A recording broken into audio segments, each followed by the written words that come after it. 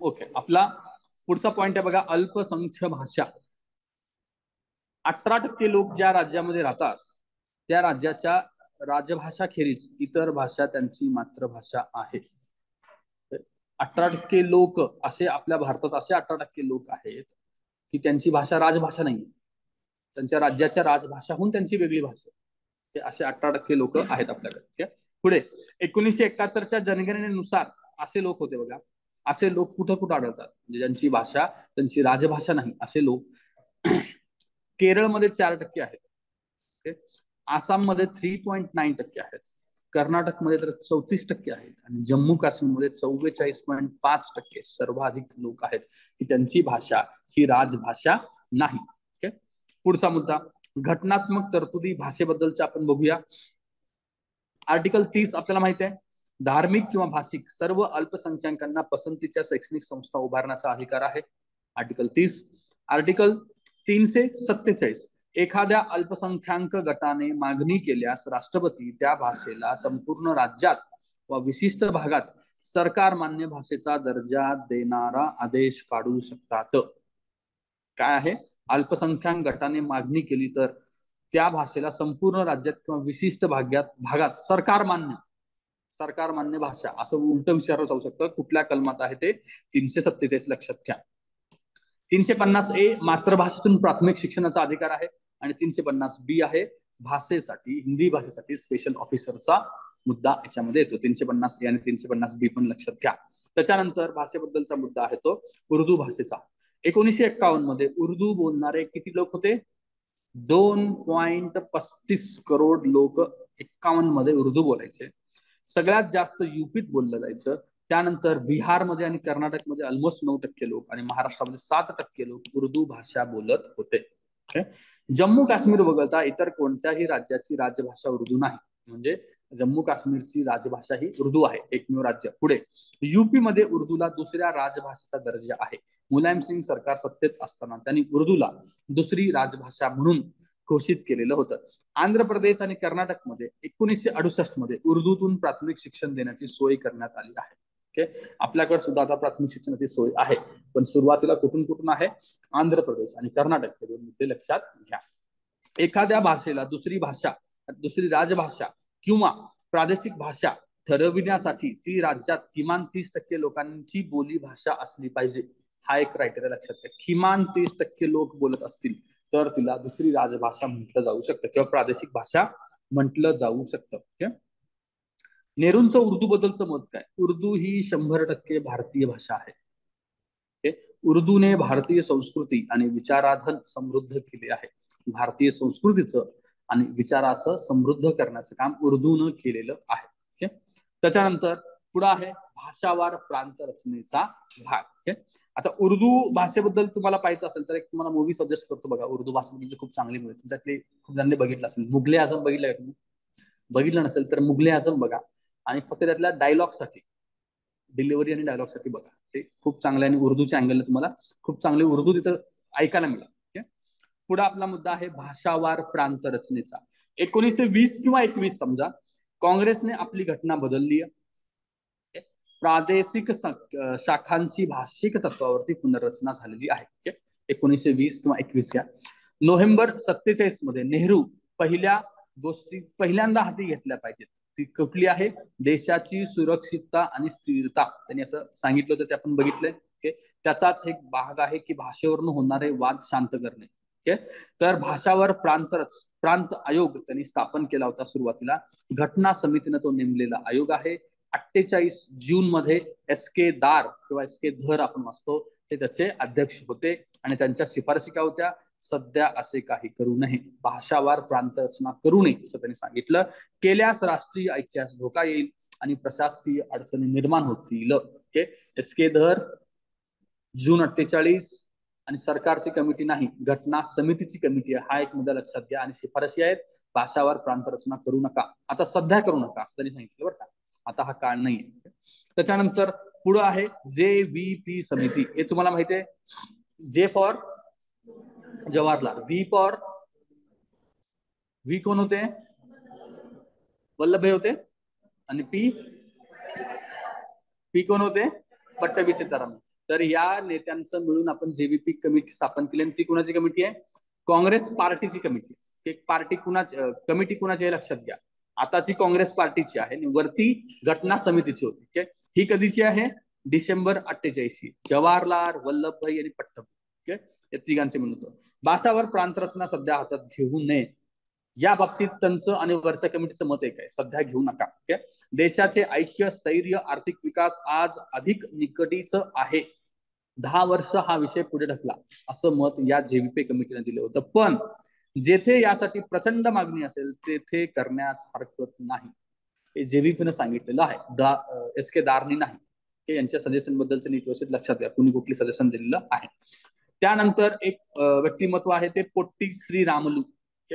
आंध्राच्या मागणीसाठी 19 ऑक्टोबर 1952 पासून 58 दिवस उपोषण केलं आणि त्यातच त्यांचा मृत्यू झाला. आंध्र प्रदेशमध्ये अशांतता पसरली आणि त्यातून मोठ्या प्रमाणात दंगली घडून आल्या होत्या. ऑक्टोबर 53 मध्ये तेलुगू भाषिक आंध्र प्रदेशची निर्मिती करण्यात आली आहे आणि त्याशी संबंधित समिती आहे वांछू समिती. वांछू समिती एक लक्षात घ्या. ऑक्टोबर 52 लक्षात ठेवायचं तुम्हाला उपोषण, आणि ऑक्टोबर 53 ला वेगळं स्टेट निर्माण केलेलं आहे. आणि किती दिवसाचं उपोषण आहे? 58 डेज. हे पण लक्षात घ्या. काही ठिकाणी 56, 57 असं पण आहे. पण बिपिन चंद्रामध्ये 58 आहे, तर 58 लक्षात घ्या. आणि कुठली समिती आहे? वांसू समिती एक तुम्ही लक्षात घेणार आहात. पुढचा पॉइंट आहे ऑगस्ट 53 मध्ये राज्य पुनर्रचना आयोगाची स्थापना आहे. हे कुणाचं आहे? गव्हर्नमेंट ऑफ इंडियाची कमिटी आहे. एक कमिटी होती घटना समितीची, दुसरी आहे काँग्रेसची, आणि आता ही आहे गव्हर्नमेंट ऑफ इंडियाची कमिटी. राज्य पुनर्रचना आयोगात कोण कोण होते? न्यायमूर्ती फजल अली, के.एम. पन्नीकर, रघुनाथ कुंजरू या 3 लोकांची मिळून बनलेली ही राज्य पुनर्रचना आयोग होता. GS2च्या ह्याच्यामध्ये तुम्ही वाचताय लक्ष्मीकांत मध्ये. 2 वर्षानंतर 55 ला त्यांनी रिपोर्ट दिला. 53 ची कमिटी आहे आणि 55 मध्ये रिपोर्ट आहे. भाषिक आधारावरती प्रांत रचना बहुतांशी मान्य केली. त्यांनी भाषिक आधारावरती बहुतांशी मान्य केलेली आहे, पण प्रशासकीय आणि आर्थिक पैलूंचाही विचार केला होता. मुंबई आणि पंजाबच्या विभाजनास मात्र त्यांनी विरोध केला होता. पुढं राज्य पुनर्रचना आयोग, त्या समितीच्या शिफारशीनंतर राज्य पुनर्रचना आयोगाची स्थापना झाली. कायद्याची स्थापना झाली होती 1956 ला. स्थापना म्हणण्यापेक्षा कायदा बनला कधी? 1956. नोव्हेंबर 1956 चा राज्य पुनर्रचना कायदा लक्षात घ्या. त्यानुसार 14 राज्ये आणि 6 युनियन टेरिटरीज बनलेल्या होत्या. 14 आणि 6 लक्षात घ्या. एक त्रावणकोर, कोचीनला मद्रास इलाकाचा मलबार जिल्हा जोडून केरळाची निर्मिती करण्यात आली होती. आधीच त्रावणकोर, कोचीन आणि मद्रास मधला असलेला मलबार काढून त्यांनी याला जोडला आणि केरळ नावाचं एक राज्य तयार केलं होतं. पुढे मुंबई इलाका, हैदराबाद संस्थान, मद्रास इलाका यांच्यातील काही भाग व कुर्ग मिळून कर्नाटक तयार केला होता. म्हणजे असा प्रश्न येऊ शकतो की कर्नाटकची निर्मिती करत असताना आधीच्या कोणत्या भागातील वेगवेगळ्या भागांना जोडून कर्नाटक बनलेलं आहे? तर हे मुंबई इलाका पण त्याच्यामध्ये येतं. हे कर्नाटकमध्ये मुंबई इलाक्यातला कुठला भाग असू शकतो? मुंबई इलाक्यातला कुठला भाग असू शकतो? मुंबई इलाका.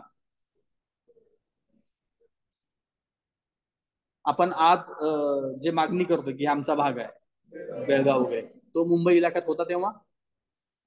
मुंबई इलाक्यात असेल? बॉम्बे इलाक्यात होता का ते एकदा चेक करा. मला असं वाटतं की तो बॉम्बे मध्ये नसायला पाहिजे, कारण तो मराठवाड्याशी कनेक्टेड भाग आहे. तर तो त्या साईडला असेल किंवा कोल्हापूर संस्थानामध्ये असेल. तर मला असं वाटतं की जो साऊथचा खालचा भाग आहे, सोलापूर डिस्ट्रिक्टच्या रिलेटेडचा जो खालचा प्रदेश आहे, तो कर्नाटकला जोडला गेला असणार आहे. नंतर हैदराबाद संस्थान जर आपण बघितलं तो तरी आहेत. मद्रास इलाका आणि कुर्ग या सगळ्यांचं मिळून आपण कर्नाटक बनवलेलं होतं. एक लक्षात घ्या. राज्य पुनर्रचना कायदा तुम्हाला माहिती आहे नोव्हेंबर 1956 याच्यानंतर मुंबईच्या आणि पंजाबला विभाजनाला त्यांनी विरोध केला. त्यामुळे संयुक्त महाराष्ट्र चळवळ सुरू झालेली होती. त्यामुळे म्हणायचं त्याच्या आधीपासूनच ती सुरू झालेली होती. जानेवारी 56 मध्ये मुंबईत गोळीबार झाला, त्यात 80 लोक ठार झाले होते. हे आपल्याला लक्षात असलं पाहिजे. जानेवारी 1956. संयुक्त महाराष्ट्र समिती वर्सेस महाराष्ट्र गुजरात जनता परिषद अशा 2 संघटना होत्या की ज्या यासाठी भांडण करत होते की मुंबई कोणाकडे, याच्यावरून हे वाद सुरू होते. तत्कालीन अर्थमंत्री चिंतामणराव देशमुख यांनी राजीनामा दिला होता. कशासाठी? संयुक्त महाराष्ट्र मराठी बोलणाऱ्यांसाठी संयुक्त महाराष्ट्र केंद्र सरकारनं दिलं पाहिजे आणि मुंबई संयुक्त महाराष्ट्रात असलं पाहिजे, या विचाराचे सुद्धा चिंतामणराव देशमुख होते. पण तसं होत नाही असं दिसलं आणि त्यांनी राजीनामा दिला होता. हे कोण आहे चिंतामणराव देशमुख? आरबीआय गव्हर्नर, अर्थमंत्री, आणि त्यांच्या वाईफचं नाव आपण GS3 मध्ये बघतो, दुर्गाबाई देशमुख. पुढे शेवटी इंदिराजींनी पुढाकार घेऊन हा संयुक्त महाराष्ट्राचा प्रश्न मिटवलेला आहे. संयुक्त महाराष्ट्राची लढाई डिटेल मध्ये वाचून घ्या. आपल्या 11वीच्या जुन्या पुस्तकातला जेवढा डेटा आहे तेवढा सफिशियंट आहे. त्याच्यावरती एखादा प्रश्न नक्की असतो. ओके, पुढे पंजाबच्या मागणीबद्दल आपण जाऊया. 1956च्या कायद्यानुसार पेप्सू हे पंजाबमध्ये विलीन केले होते. पंजाब त्रिभाषिक बनला होता. एक पंजाबी बोलणारे, दुसरे हिंदी बोलणारे आणि तिसरे पहाडी भाषा बोलणारे लोक होते. ओके, इथे अकाली दल आणि जनसंघ असा सामना घडत होता. अकाली दल शीख जातीवादी आणि जनसंघ हिंदू जातीवादी होते. पंजाबच्या मागणीला CPI व काँग्रेसमधील काही नेत्यांचा सुद्धा पाठिंबा होता. CPIचं असणं स्वाभाविक होतं. का असणं स्वाभाविक होतं? तर आपण बाल्कनाजीची थेरी आपण बघितली आहे. त्यांना छोटे छोटे तुकडे पाहिजे, त्याच्यावरती ते राज्य करू शकतील आणि मॉडेल स्टेट निर्माण करू शकतील त्यांच्या विचारावरती.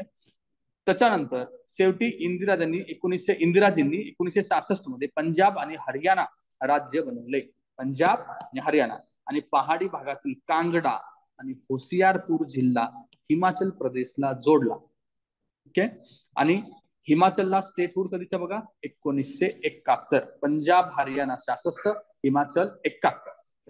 पुढे मॉरिस जोन्स त्यावेळी काय म्हणतात, ही नवी राज्ये आपल्या एकजिन्सीपणाबद्दल फार दक्ष आहेत हे खरे, पण आपण संपूर्ण देशाचे घटक आहोत या जाणीवेने कार्य करावयास तयार आहेत. रजनी कोठारी म्हणतात, भाषा ही विभाजन शक्ती नसून जोडणारी व एकजीव करणारी शक्ती आहे. हे स्टेटमेंट कुणाचे काय आहे ते लक्षात घेतलं पाहिजे. पुढचा आपला मुद्दा आहे आदिवासींचे ऐक्य. आदिवासींना इंग्रजांच्या काळात थोडस अलिप्त किंवा ऑटोनॉमी त्यांना दिली गेली होती. त्यांचा सुद्धा प्रश्न या काळात हाताळण्यात आला होता. 1971ची जनगणना झाली तेव्हा आदिवासींची संख्या 3.8 करोड होती, म्हणजे 6.9%, आणि 400हून अधिक आदिवासी जमाती 1971 नुसार भारतात होत्या. हा, व्हेरियर एल्विन यांचं म्हणणं काय बघा, मध्य भारत तसेच ईशान्येकडील आदिवासींचे अनेक वर्ष राहिले होते. आदिवासींमध्ये ते अनेक वर्ष राहिले होते. स्वतः आदिवासी अभ्यासक आहेत, त्या भागात ते अनेक वर्ष राहिले होते. यांचं नाव मगाशी एका ठिकाणी आपण पाहिलं होतं का? येस. नव्या सरकारचे आदिवासी विषयक धोरण ठरवण्याची महत्वाची भूमिका त्यांची आहे. नेहरूंबरोबर त्यांनी आदिवासींच्या बद्दलच्या पॉलिसी डिझाईन केल्या होत्या. इंग्रज सरकार आणि ख्रिस्ती धर्म प्रसारकांवरती त्यांनी टीका केली आहे. नेहरूंचं मत काय बघा, आदिवासींना आपण भारतीय आहोत असे वाटणे आणि त्यांना भारताचा एक भाग बनवणे व मानाचे स्थान देणे हे आदिवासी प्रश्नांचा विचार करता येणारे पहिले आव्हान आहे. त्यांना आपण भारतीय आहोत हे वाटणं किंवा भारताचा भाग आहोत हे वाटणं पहिलं आव्हान आहे, असं नेहरूंचं मत होतं. त्याच्या पुढे बघा, आदिवासी विषयी 2 मत प्रवाह होते. त्यांना एकटे सोडून द्यावे, बाहेरच्या आधुनिक जगाचा स्पर्श होऊ न देणे असे म्हणणारे काही लोक होते, जेणेकरून त्यांची संस्कृती टिकून राहील. दुसरं म्हणणं होतं, शक्य तितक्या लवकर बाहेरच्या समाज जीवनात त्यांना पूर्णपणे मिसळून घ्या असे म्हणणारे एक दुसरा गट होता. त्याच्यानंतर बघा, नेहरूंना दोन्ही विचारधारा मान्य होत्या. त्यांनी संस्कृती जपून त्यांच्याकडून प्रशासन चालवून स्वतःची प्रगती करून घ्यावी यासाठी धोरणानुसार प्रयत्न केले पाहिजे या मताचे ते होते. म्हणजे दोन्ही एक्स्ट्रीम मताचे नेहरू नव्हते, दोन्हीचा मध्य साधला पाहिजे या मताचे नेहरू होते. नेहरूंचे आदिवासी धोरण, आदिवासींची प्रगती स्वतःच्या स्वधर्मानुसार झाली पाहिजे. वनांवरील व जमिनीवरील आदिवासींचे हक्क मान्य केले पाहिजेत. आदिवासी भाषांना प्रोत्साहन दिलं पाहिजे. आदिवासी प्रशासनाचा भार त्यांच्यावरच टाकला पाहिजे. आदिवासी क्षेत्राचे प्रशासन अवजड असू नये. हे आदिवासी धोरणांबद्दलचे नेहरूंची मत लक्षात घ्या. ओके,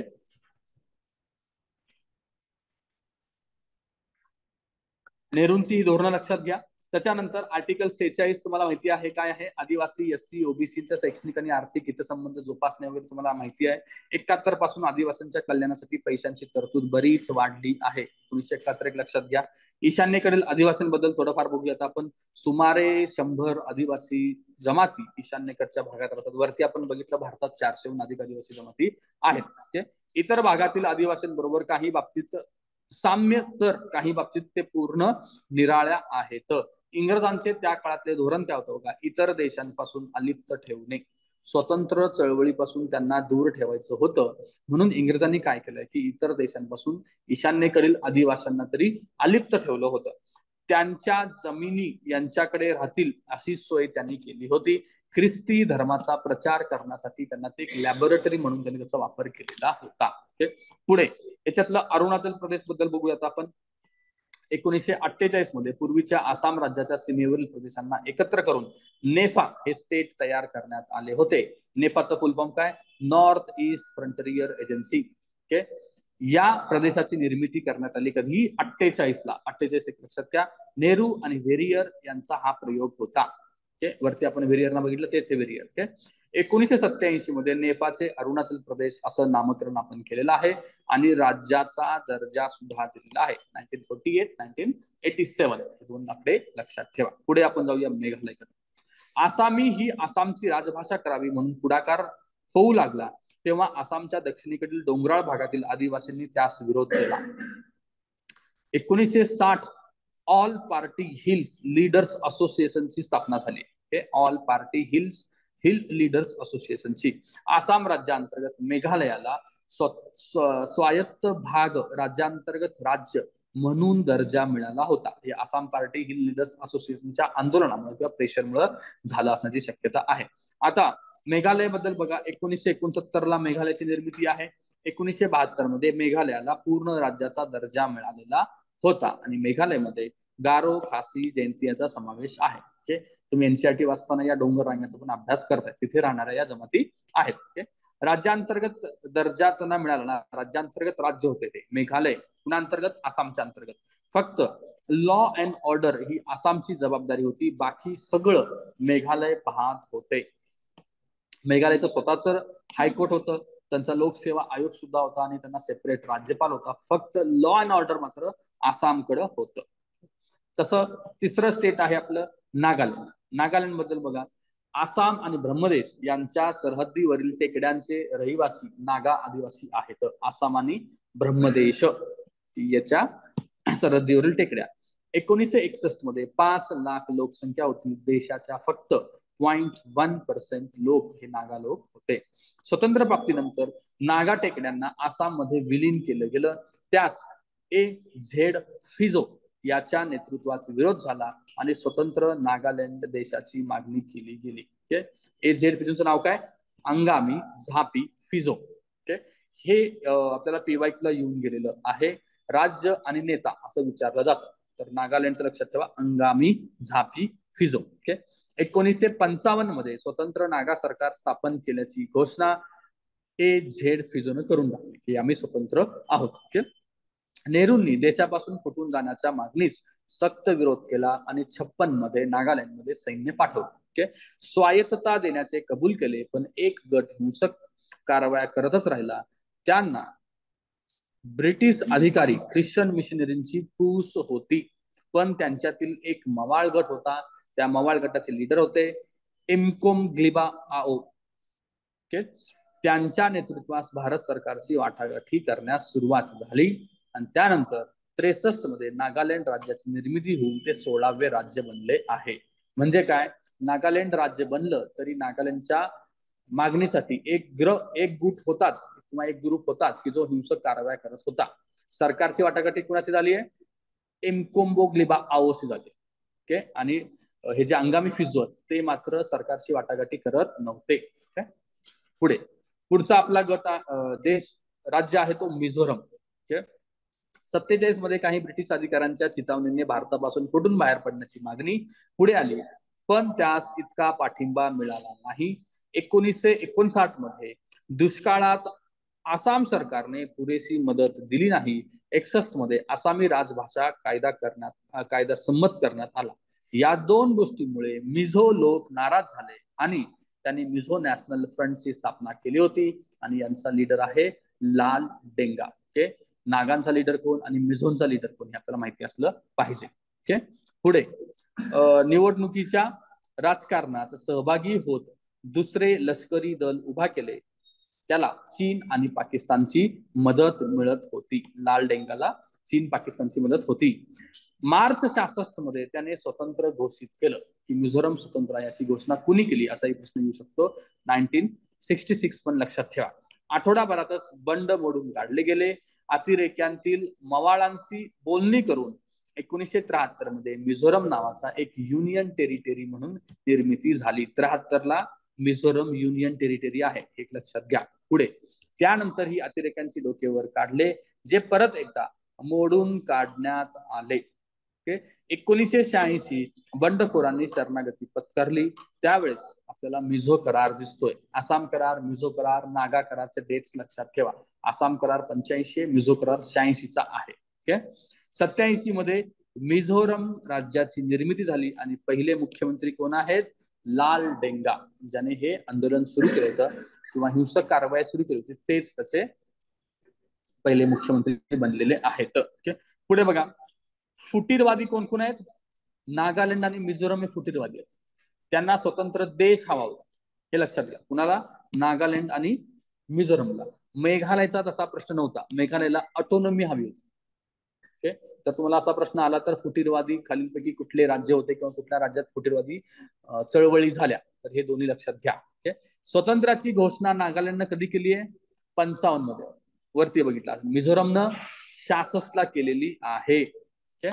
युनियन स्टेट आणि युनियन टेरिटरी आणि स्टेटचा दर्जा नॉर्थ ईस्टर्न स्टेटला कधी कधी मिळाला पहा. नागालँड स्टेट कधी झालंय? 1963. हे एक फॅक्च्युअल डेटा लक्षात ठेवा. मेघालय बद्दल बघा, आसाम अंतर्गत ऑटोनॉमस टेरिटरी म्हणून त्यांना 1969 मध्ये स्टेटस मिळालं आणि स्टेटचं स्टेटस त्यांना 1972 मध्ये मिळालेलं आहे. मेघालय 1972 लक्षात ठेवा आणि 69 ते कसं आहे? ऑटोनॉमस स्टेट, स्टेट अंतर्गत स्टेट. ओके, मिझोरम बद्दल बघा, युनियन टेरिटरी 73 ची आहे आणि स्टेट कधीच ते 87 आहे. हे तिन्ही फॅक्च्युअल डेट्स तुम्हाला लक्षात ठेवायचे आहेत. आता नॉर्थ ईस्टर्न सोडून आपण मध्य भारतात येऊया. इथे आहेत झारखंड. बिहार राज्याच्या छोटा नागपूर आणि संथाळ परगणा या भागातील आदिवासी टापूस झारखंड म्हटलं जातं. ओके, आणि तिथं असणाऱ्या आदिवासी कुठले कुठले आहेत? संथाळ, हो, ओरावन आणि मुंडा या प्रमुख आदिवासी जमाती या परिसरात आढळतात. ओके, मग हे तुम्हाला विचारलं जाईल आणि नॉर्थ ईस्ट मधल्या काही आदिवासी त्यात समाविष्ट केले जातील, तर तेवढं फक्त लक्षात घ्यायचं आहे. संथाळ आहेत, हो आहेत, ओरावन आहेत, मुंडा आहेत. ओके, पुढे काही आदिवासी हिंदू धर्म तर काही ख्रिश्चन धर्म पाळतात. या भागातील आदिवासींनी 19व्या शतकात अनेक बंड केले. कित्येक जण 1919 नंतर राष्ट्रीय चळवळीत सामील झाले आहेत. पण या टापूत 1971 मध्ये आदिवासी लोकसंख्या किती होती बघा? छोट्या नागपूरमध्ये 31% आणि संथाळ परगणामध्ये 36% लोकसंख्या होती. अल्पसंख्याक आदिवासी होते. तेव्हा बिहारच्या स्टेट बद्दल चाललाय, म्हणजे ते अल्पसंख्याक होते. बिगर आदिवासीची संख्या 2/3 होती. म्हणूनच 1955 मध्येही राज्य पुनर्रचना आयोगाने झारखंड राज्याची मागणी धुडकवलेली होती. झारखंड पक्ष बघा, 1950 मध्ये झारखंड पक्षाची स्थापना आहे आणि संबंधित व्यक्ती आहेत जयपाल सिंह. ऑक्सफर्ड मधून शिकून आलेले जयपाल सिंग पक्षाचे अध्यक्ष होते. झारखंड पक्ष 1950, जयपाल सिंग. आदिवासींचे हितसंबंध जपण्यासाठी संघांतर्गत झारखंडची मागणी, फुटीरवृत्ती कधीच नव्हती. त्यांचं म्हणणं होतं की आम्हाला स्वायत्तता असणारे एक स्टेट द्या, फुटीरवादी नाही. हे दोनच गोष्टी लक्षात ठेवायच्या. त्यांच्या मागण्या स्वायत्त आहेत आणि कुणाच्या मागण्या फुटीरवादी आहेत. 1952च्या निवडणुकीत हा पक्ष बिहारमध्ये प्रमुख विरोधी पक्ष बनला, पण नंतर या पक्षाच्या जागा कमी होत गेल्या. सुरुवातीला 32 वरून ते 20 वरती पोहोचलेलं आहे. 1963 मध्ये जयपाल सिंग यांबरोबर बरेच पुढारी काँग्रेसमध्ये मर्ज झाले आहेत. त्याच्या पुढे बघूया. 67 नंतर अनेक पक्ष व आंदोलने उदयाला आली. त्यात प्रमुख होता झारखंड मुक्ती मोर्चा. झारखंड मुक्ती मोर्चा कधीचा आहे? 72चा. आणि झारखंड पक्ष कधीचा आहे? 50 स्थान वरती बघितलेलं. ओके, पण या पक्षाने बिगर आदिवासींना सुद्धा बरोबर घेतलं. दोघातला एक फरक आहे, ते आदिवासींसाठी लढत होते, यांनी बरोबर बिगर आदिवासींना सुद्धा घेतलं. मार्क्सवादी समन्वय केंद्र सारख्या डाव्या विचारसरणीच्या गटांबरोबर त्यांनी लढाऊ आंदोलन सुद्धा सुरुवातीला सुरू केलं. उत्तर बिहारकडून झारखंडवरती अन्याय होतो म्हणून त्यास वेगळे करावे ही त्यांची मागणी होती. पुढचा प्रश्न आहे, पुढचा मुद्दा आहे, 1995 मध्ये झारखंड विभाग स्वायत्तता मंडळाची स्थापना झाली आणि त्याच्या पुढे जाऊन 15 नोव्हेंबर 2000 रोजी झारखंड राज्याची स्थापना झालेली आहे. ओके, त्याच्या पुढे आपण बघूया आशा आणि कार्यसिद्धीचा कालखंड. 1951 ते 64 या काळामध्ये आतापर्यंत आपण ज्या गोष्टी बघितल्या त्या समस्या बघितल्या, वेगवेगळ्या समस्या बघितल्या. सुरुवातीचे फाळणीचा प्रश्न, मुस्लिमांचं संरक्षण किंवा अल्पसंख्याकांचं संरक्षण, आदिवासींचा प्रश्न बघितला, भाषेचा प्रश्न बघितलेला आहे. या सगळे प्रश्न बघितल्यानंतर कार्याला सुरुवात झाली आणि काय काय कार्य केल्यात आपण इथून ते पुढे पाहणार आहोत. ओके, निवडणूक प्रक्रियेची सुरुवात, पहिली सार्वत्रिक निवडणूक कधी आहे? 1951-52.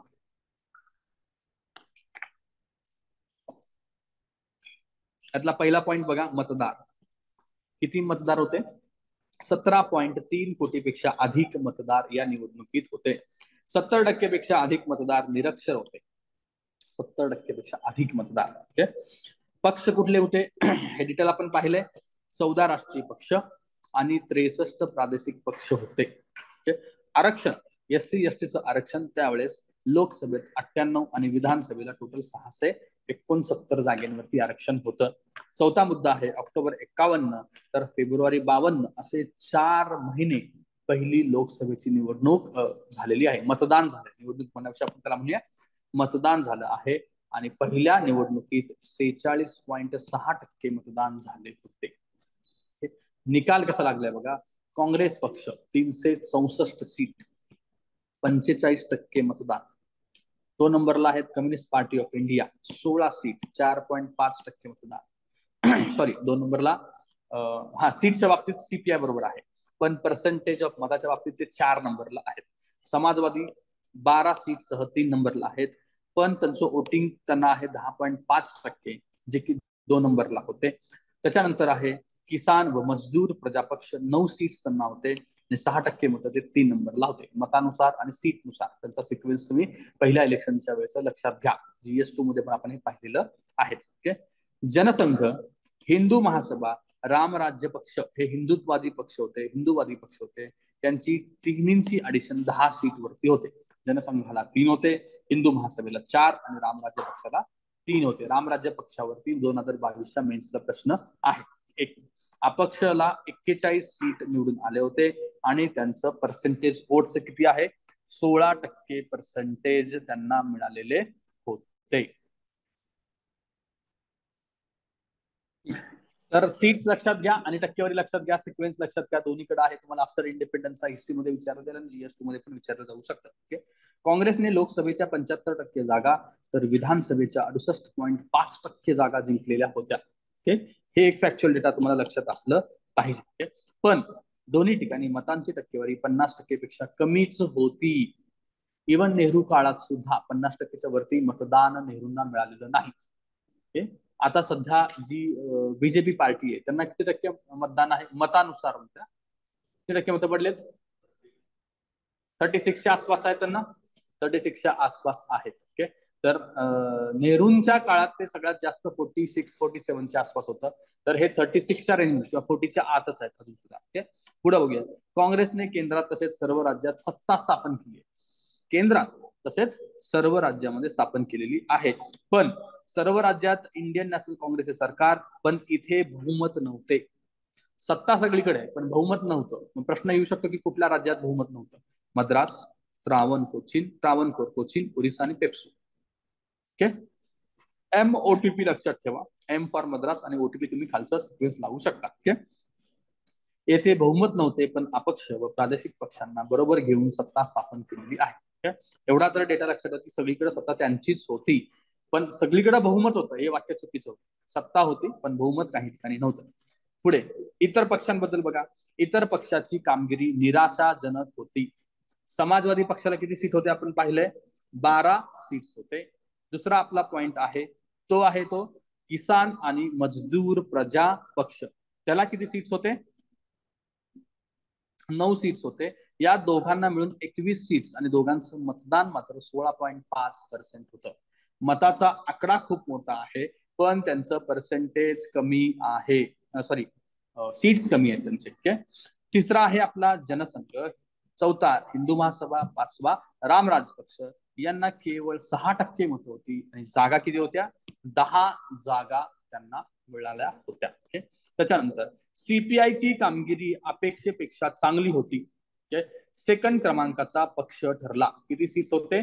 16 सीट सीपीआयला निवडून आले होते. या निवडणुकीत संस्थानिक आणि बडे जमीनदार यांचा प्रभाव काही भागात जाणवला. गणतंत्र परिषद हा त्यांचा पक्ष होता. कुणाचा? संस्थानिकांचा आणि बडे जमीनदारांचा पक्ष कोणता, असा प्रश्न येऊ शकतो.